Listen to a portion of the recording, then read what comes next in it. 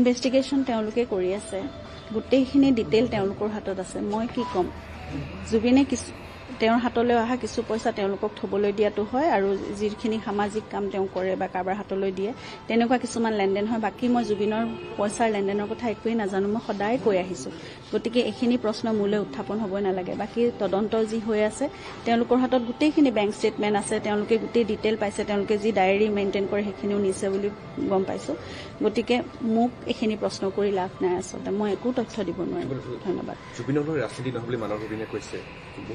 সকলোৱে কৈছে, আমি সকলোৱে বিচাৰিছোঁ ৰাজনীতিকৰণ নহওক, এইটো কোনো ৰাজনীতিকৰণ কৰা বিষয়ে নহয়।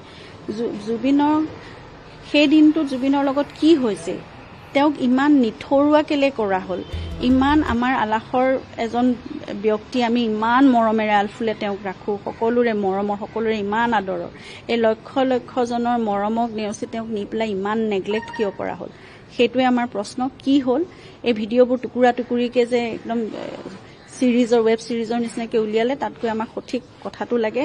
সময়টোৰ লগতো মোৰ এতিয়া মানে সন্দেহ আছে। তেওঁলোকে যিখিনি কথা কৈছে সেইবোৰ কথাটো গোটেইখিনি এতিয়া মানে খেলি মেলি।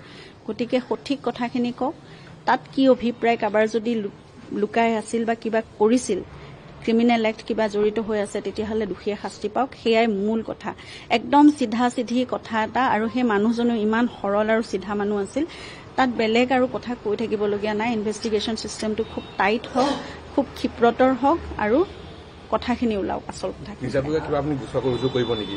কৰিলোৱে দেখোন, আৰু কেলে কৰি থাকিব লাগে, মানে বাৰে বাৰে কৰি থাকে নেকি, তেনেকুৱা চিষ্টেম আছে নেকি, মই নাজানো সেইটো কথা। কৰা হৈছে, সেয়াওতো ইনভেষ্টিগেশ্যন অফিচাৰৰ লগতে আছে নহয় জানো।